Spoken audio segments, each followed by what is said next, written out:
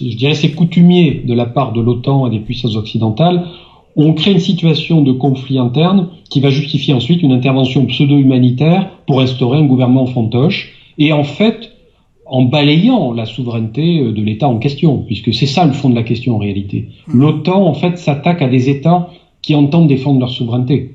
Et l'exemple de la Serbie ou de l'Afghanistan ou de l'Irak le montre bien.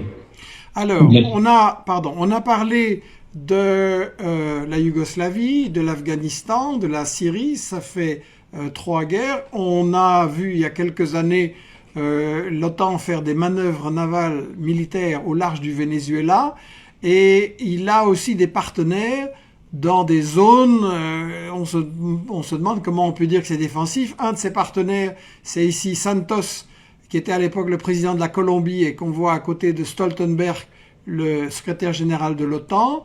Il y a Israël aussi, qui est un partenaire privilégié de l'OTAN. Est-ce que l'OTAN, c'est en fait en train de devenir le gendarme du monde qui va aller faire le travail un peu partout? Oui, c'est le bras armé de ces États-Unis qui croient encore qu'ils sont une hyperpuissance et qui veulent régenter le monde à leur façon en imposant les règles qui leur conviennent, selon les standards qu'ils ont eux-mêmes définis. C'est très intéressant de voir comment l'OTAN en fait a complètement aboli toute notion de compétence géographique.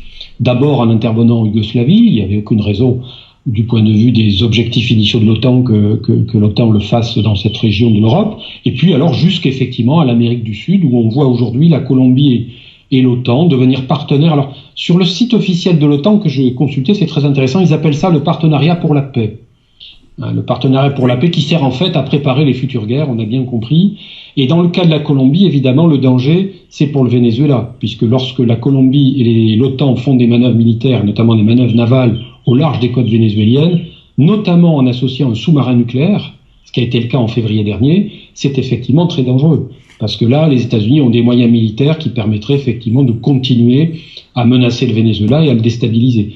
Finalement, il n'a pas suffi de le déstabiliser en utilisant la guerre économique, ils veulent aussi exercer une pression militaire sur la révolution bolivarienne. C'est au moment où ils essayaient de susciter le mécontentement et d'installer un président fantoche qui s'appelait Guaido.